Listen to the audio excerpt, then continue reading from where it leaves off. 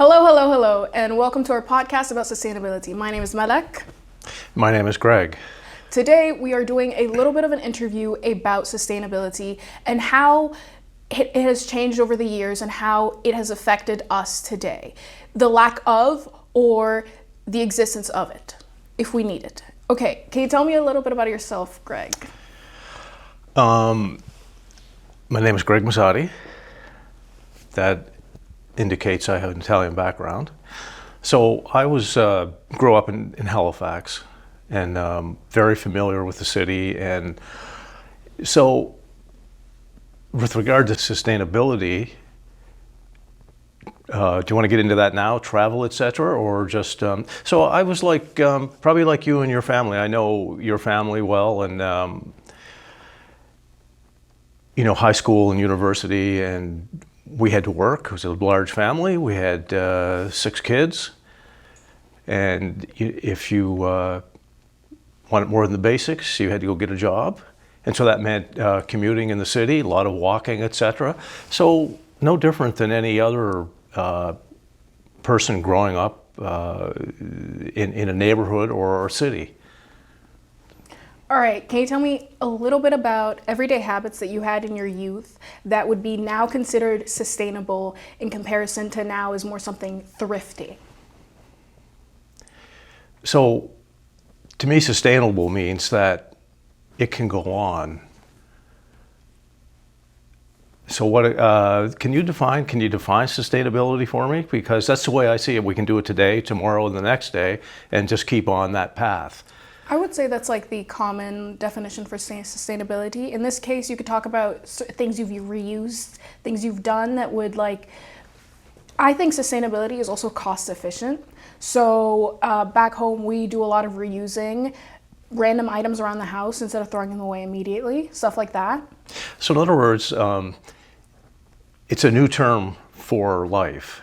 And if you want to live a life, which means you want to sustain your life, you want to go on and go forward, you have to do practical things, reasonable things, mature things, things that aren't harmful to others and all that sort of thing. So I don't see where there's anything different. I mean, you get up in the morning, you make your bed. As Jordan Peterson says, make your bed. And it's a good idea because that sets you up for the day of taking responsibility from the first, as you get your feet on the floor. So you get out the door, you hop on a bus, you go where you're going, and be responsible, come home. So it's the same for education and work. So I don't know what's changed. Again, for me in a city, you had to get your bus. You had to get your bus on time. If you miss it, there's going to be a problem because now you're going to be late for something. Does that help? I would say so. I feel like using the buses is something that we still do today, and I really appreciate that. It makes everything a lot more accessible. It's also a lot better for the environment than a bunch of cars. Could you tell me a little bit about how you've seen people treat the environment now? Would you say there's a big difference? There is a difference, but I would say let's make sure we know that we can walk.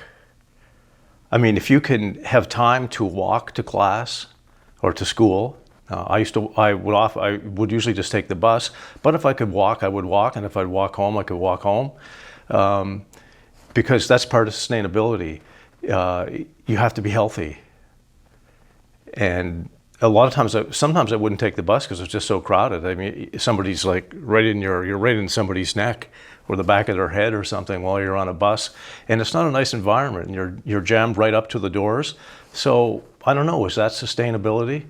Being crowded on a bus where when people are pushed into their intimate zone, as it's called, they get uncomfortable, get a little grumpy, and so I guess that's not the sustainability you're talking about, but to sustain a reasonable, comfortable life, sometimes you should just walk if you can get a chance to do that in your schedule.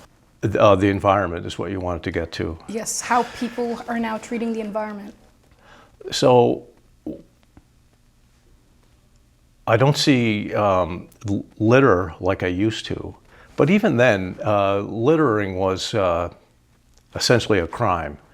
When you're in your home, do you have your drink and then when you're finished with it, throw it on the floor? Well, no, you don't. So that's just basic courtesy when you're out in society. But there's probably less littering. There's less cigarette smoking. So there used to be cigarette butts all over the ground. That's something you would see everywhere. So I think people smoke less. I believe they do. So that has changed because the truth came out about cigarettes. And so, for instance, with society in that regard and sustainability, there was and same with automobiles, when people exposed the truth of cigarettes and driving cars and how hazardous they are. There was a man called Ralph Nader, and I don't know if he was an engineer, but he hounded the automobile industry to make cars safer because they didn't used to have safety glass. People didn't wear seat belts. And people get in accidents and they would just missile right out the front window, and it wasn't safety glass. The glass would gore them. They would land somewhere way down the road, and not a pretty picture. But he hounded the automobile makers until they started to change. They brought in seat belts, safety glass, and that sort of thing. So he may not have been an engineer, but so that was something that changed sustainability in that regard. But as far as then in the countryside, you just think they were just used to outflow pipes into the waterways for sewage. And that still exists, but again, within Halifax, for instance, because that's where I grew up, so the harbor is a source of fishing and et cetera. We're surrounded by water, but how much can the environment take of bleach and all of the things and soaps and that are introduced in modern society? How much can it withstand? And I remember speaking to some older people that lived in those communities, and they could just go out in a rowboat or off the shore, and there was vast species of fish very close to shore all around Nova Scotia, and those are gone. And I believe it's due to, many things, probably overfishing, but Halifax Harbor, up to maybe 10 or 15 years ago, enormous pipes, probably the size of this room, just outside the city limits, just pouring millions of gallons a day into the ocean. And how long can you keep that up? But so sustainability, again, we don't react until we notice a big problem like, the fish are dying. We're not catching as much fish. Automobiles are killing us. Cigarettes are killing us. So that's the way I look at sustainability. It's just when those persons that come forward and declare that with passion that these are problems and the sustainability for human life and health is not going to go on very well if we don't make a change. But we don't usually make changes until there's a crisis. Does that help? So that's changed. It's a little bit better now, I believe. So yeah, we don't see piles of stuff in the woods where people chuck their garbage, because we all recognize now, don't do that. On that note, would you say that businesses are doing enough to protect the planet? I mean, I'd like to think so, because, business is based on profit, but it's hard to say. I mean, in our society, let's just talk about Canada, we don't, we've done our share of intense pollution to the water and the air and the land. But again, it's those persons that speak out and make us aware that this is killing us, slowly or quickly. So I think it's better, but there's still, I believe, plenty of nations that are just, the outflow is still going out. But in our society, let's just call it Western society, I think more understanding and recognition of that. And I think businesses feel the same. I believe, just from looking around, we don't see those toxins anymore. Like they existed more before myself. But again, sustainability over generations. So I think it's better. I think businesses have a view to let's keep this planet and our streets cleaner. I would agree on that. With more awareness, less bad is done. Same with like smoking cigarettes. When people found out that smoking cigarettes cause cancer, they would stop, or they would decrease the amount that they smoked, or they would make laws about where they can or cannot smoke. And so I think, yeah, with a lot more awareness, we can do better. Yeah, and it creeps back in though, because one of the big influences is I like to watch the old movies. Like it's called Taylor Classic Movies. And I like watching them because it tells you about history and again, the sustainability over time. People had no clue. It's hard to believe that filling your lungs with smoke. Have you ever tried smoking? I doubt it. I tried it once when I was younger and it felt like my lungs were going to collapse. It was horrible, so I'm never doing that again. But Hollywood and the movies, that's all very attractive to people. And cigarette smoking was just rampant. And then you can look at, sometimes when I'm watching the movies, you can watch the chief actors in the movies. You just look up their names and died of cancer, died of cancer, died of cancer. And same with alcohol abuse. There was a drink in everybody's hand and a cigarette in the other one in all the movies. So people all go to those movies and they emulate them. They think these are the stars of the day, and so let's be like them. And then there was a period there, I don't know if you've noticed, where cigarettes were out of movies, but now they're back in. Yeah, I feel like they've gotten in a lot more in the most recent years. I remember growing up, no movie would allow like alcohol, no movie would allow cigarettes, and everything was just like a lot neater. Yeah, well, go back to, movies have been, I don't know, when did silent movies start? I don't know, 1920 or 10 or I don't know, but before sound. And then technology, you get to watch the technology in the movies, because first have you ever watched movies where there's no sound? And there's it only comes up on the screen, and you see their mouths moving, but you have to read it. So then technology advanced to sound, and then black and white to color, etc.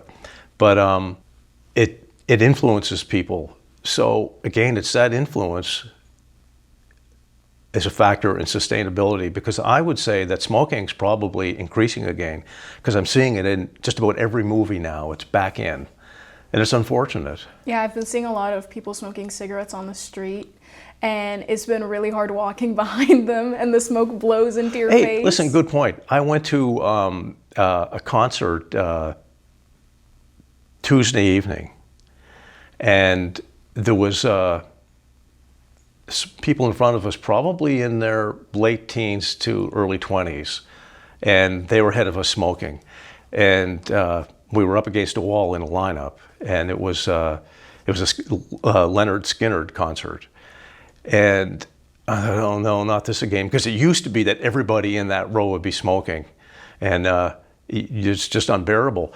But there was a woman in front of us with her husband, and they were a bit older, and I assumed it would be her husband, and she said something, and the two folks in front of her, the couple of guys smoking, and they were really polite, and I couldn't hear what she had said, but I knew it because they repeated it. They said, "Oh, so they said it politely, so it's a health matter, is it?"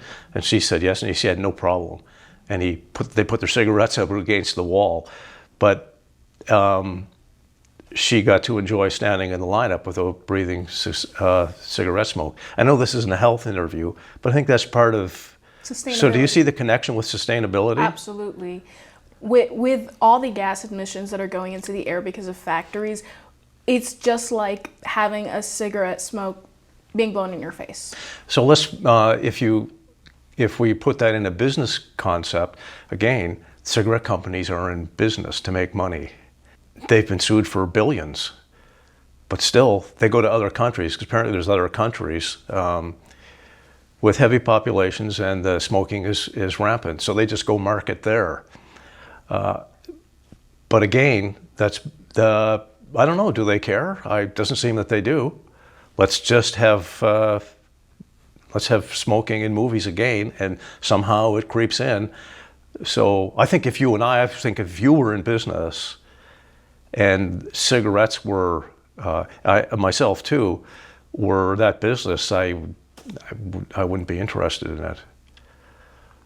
Movies are business. They want people to look. So business is a problem for promoting things that aren't sustainable. When we think about businesses, usually those are the main creators of like all our issues. The amount of like gas emissions and like the pollution that they throw everywhere, the noise, everything. But what about the individuals? What do you think an individual can do to help the planet, even if it seems hard, even if businesses are absolutely ruining our planet? Yeah, I mean, just take a minute and think of our planet. A speck that is so infinitesimal, you really can't see it, in a vast space of nothingness. And without trying to become philosophical, we're just this little dot sitting in the middle of nowhere that stays right where it's supposed to. When you say save the planet, that just makes you think of that planet stuck in this, sitting in this vast, endless space where there's no direction. Things go on that way and that way, every direction forever. So that can blow your mind. But let's say people, because it's the planet, but the people live on it, and it's our little home. So I think individuals, like, check out Ralph Nader. Just Google that and find him. And it's these brave individuals that are willing to speak out, because it's hard for us within society when there's something that's well established to step outside of that established area and say, yeah, this has to stop. We don't tend to want to do that. So I think individuals in business, is that your question? Individuals, just like everyday people, as simple as like a school teacher or as big as like a CEO. Yeah, so let's think of that person on this planet and that concept of planet. If you see something that's wrong, change it. Even if that just means to say, yeah, I'm not going to do this anymore. I did a number of psychology classes, and they're fascinating. So you can step in an elevator with a group of people and pre-plan it, like you and I go on and we start having a little bit of a dispute. Everybody in there gets in a foul mood. And if you go in and you're happy and laughing, they will be uplifted. So this is in crowded spaces. So the point I'm making, if you as an individual will take the time when you see a problem and try to fix it in a reasonable way, a civil way, instead of just standing there and thinking, I don't want to be the one to speak out or do something different. Do you see, when we all have that tendency, do you think, you don't want to do that and you just kind of stand there? I think so, and I believe that people are moving towards the speaking out part. It's just taking a little bit longer than it should. Yeah, and then speaking out has to be done the right way, because if you speak out in the wrong way, well, sometimes well, I don't know what the right and wrong way is, but if it's a way that is really upsetting to others, and it's not necessary for that particular time or event, then people won't follow your lead. Do you see what I mean? Like you want to take the lead civilly and make a difference. Look, if you're on a bus and somebody and you're seated, and there's someone standing there that looks like they need to sit down, get up out of your chair and offer them politely, you don't tell them, sit down, you seem to be having a problem. You probably wouldn't do that, but if you approach it the wrong way, they might think, well, no, I think I'll just stand since you insulted me. But instead, if you politely get up and say, look, I'm getting off anyway, why don't you take my seat? And don't make a scene to others, they'll probably sit down. So does that make sense to you? Yeah, I see where you're going. I remember one time I was on the bus and I was having a really hard time standing up. I wasn't wearing the proper shoes. It was really, really crowded, and a lady got up and she said she was gonna get off on the next stop. She did not get off on the next stop, and I sat there and I felt so bad the entire time because everyone was like shoulder to shoulder in the bus, and I was having a really hard time standing up. So I'm really grateful to that person, but I felt so bad. Why did you feel bad? You got to sit down. Because she was standing there, and I was really uncomfortable in that position, and I just didn't want to see her in the same position that I was in. Yeah, I can see what you mean. So you felt empathetic toward her and maybe stand up and say, no, you sit down, you need it more than me. But that probably wouldn't have gone over well. Yeah. So I think we're on the same page there. So if you get up and demand that she sits down, that's not going to work out too well, I don't think, is it? Yeah. Tell me a piece of advice that you would tell younger generations about how to live their lives more sustainably and make sure that our life and our planet keeps on going. I will say that the planet's going to keep on going, no matter how we behave. It'll be there. I don't think we're to the point yet where we can, insert some kind of ultra megaton bomb in the middle of it and just blow it to pieces so it's not even here. But I don't think that's what you mean. I just don't like to think of it in that dramatic of a term, or that all-encompassing, not dramatic. I think we need to look, every individual is a planet. Every individual is born unique. There's no one like you. No one will ever be like you again.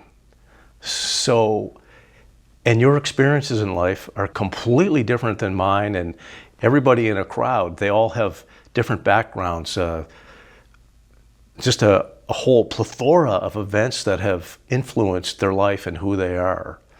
So everybody is a planet. Does that make sense to you? They're intricate, they're unique, they're one of a kind, and we're not all the same. And thank God that we aren't, because we'd have no variety in life. And as we know, I know you and your father and your mother and your sisters. And let's pick on Mayar for a minute.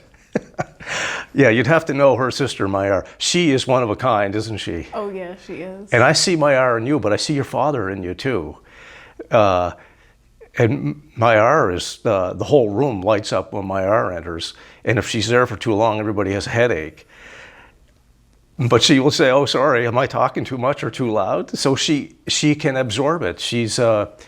Mayar is really quite a planet. So we're all different, and we need to interact with each other and respect each other as just a unique variety that will never be duplicated again. Look at people as that complex planet that's different than every other planet, and we don't want to rock their world and mess it up. So you just got to think before you speak. That's really important, because it's hard to do.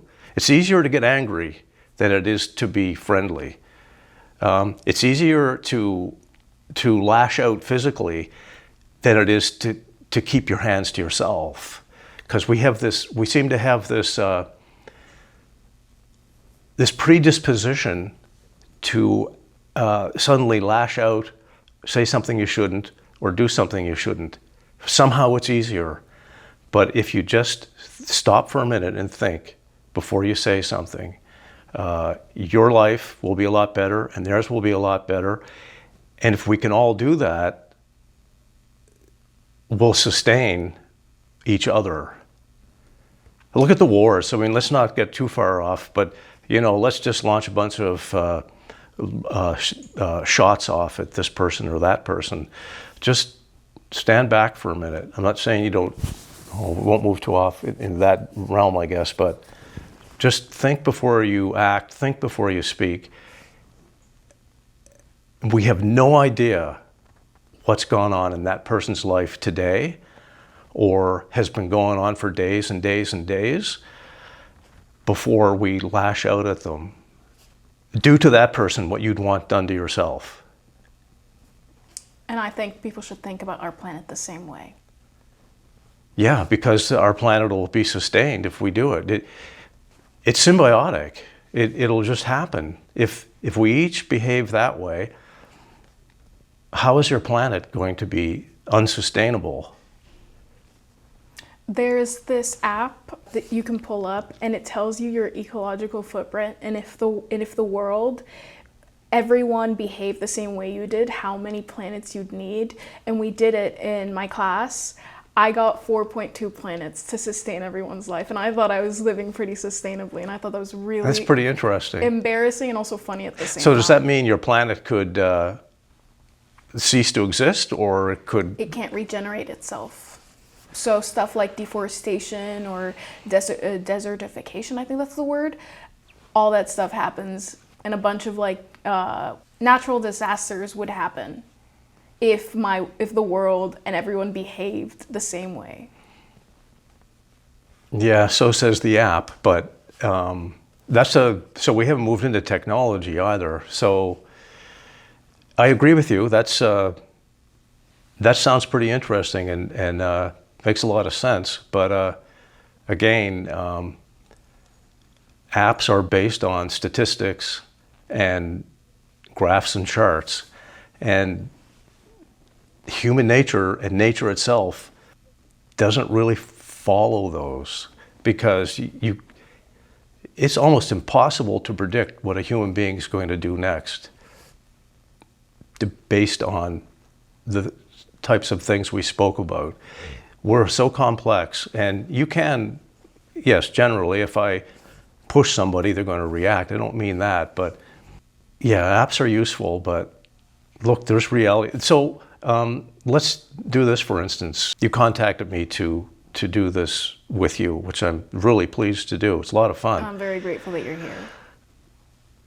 So we could have FaceTimed. We could have. But for me, you need to meet people. Like even FaceTime, I can see you, but we're not there yet. Like this is reality. I can sit here and talk to you, and every inflection that I make and you make has an effect on if we were doing business, if we were having an interview for a job, if I was being interviewed. You need to be personable with each other. So that's another thing. People are on their phones. They're not looking at each other. They're not talking to each other. It's just we're talking through technology, and it's not the same. You don't have that personal connection. So that's why I thought, I'd rather come in and sit and do this with you, because it's that's the reality that way. So apps and phones, we need to put them down. I mean, I'm as addicted to anybody else, but I've now conditioned myself. I just turn my phone off at nighttime and lay it down. I think that's a good way to live. But who can do that? Like, most people are on their phones laying in bed looking at it. I personally can't do that. If I'm on my phone, I'm not going to sleep. Yeah. So when you say something to somebody, it's not like your phone or technology where you can delete it. Well, sometimes you can, sometimes you can't, but generally. So once I say something to you, those words are out of my mouth and they'll never come back. So if it's complimentary and if it's nice, I think all of us can think of a teacher, for instance, that said something encouraging or disparaging, or even people with their own family or parents, perhaps, that have said one of those, that side of the fence. It stays with you forever. So again, once you say something to somebody or take an action towards somebody, it's occurred. You can't delete it, you can't erase it. A lot of people, depending on the emotion of it, people cannot forget that for the rest of their life. And it's a positive or a negative. So just be encouraging to everyone. Sometimes stop in the street. If you see someone sitting there, like we see the people living in tents or something, we tend to avoid them, but stop and do something nice for somebody. Just a kind word, give them a drink of water, go buy them a bottle of water and say, here, you're a special person. I think you should have this today. That will stay with that, that will change their day, that'll change their minute. So if that's what we want to term sustainability, again, I think it's an emotionless term, sustainability.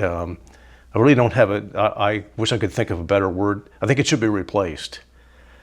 But let's call it like it is. But that takes the human factor out of it, I think. Just be considerate toward other people. And if there's an event where you have to step in and protect somebody, a child or an adult, again, I'm not saying stand back, but that's a positive thing.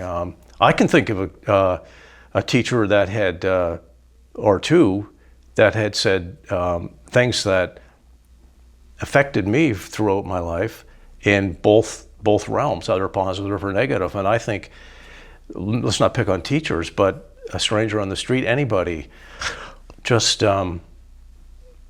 let's stay then, be sustainable for each other. Don't walk by and put your phone down. Take a minute to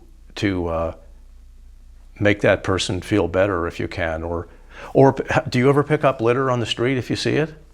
Only if it doesn't look really gross. Well, of course. So that's another thing. So it's getting too maybe philosophical, but yeah, I pick up a piece of litter and drop it in the nearest receptacle. I remember one time when I was very young, I didn't understand the concept of cigarettes, and I picked up a cigarette butt to throw it away, and my dad was like, you can't like just pick those up. And I was like, why? And he was like, because these are very, very bad for you. So like, I don't want you to pick it up and then like touch your mouth or anything and like pick up a random disease. So I think that's a very important thing to remember, which is like which to remember is education towards like helping the planet through like picking up litter, to remember to wash your hands. When you're picking up litter, to put it in the proper trash can. When you're picking up litter, to make sure whatever you touched doesn't touch other people. So I think that's also another really important thing. Sure, then it spreads to even a greater line of consideration. Because I agree. So what you're saying, if you pick it up, well, that could be infectious. So I've got to be careful. Don't be stupid, pick up needles or anything. But that's a good point, cigarette butts, where do they go? It's a funny thing, we just think, well, those things just go away. Nothing goes away. I bet you a lot of kids have no idea if you ask them, so where's the milk that you drink every day come from? Really? They don't know? Yeah, I think a lot of people would. Well, cows, but how does it come from a cow? Like, how do you do it? I saw a show once, just a brief thing, and they brought kids to the farm and showed them how cows are milked. They had no idea. Interesting. All right, so that was our segment on sustainability, and it's very important to remember that everything you do cannot be undone, so you must think before you act. Thank you. This was Melek and Greg.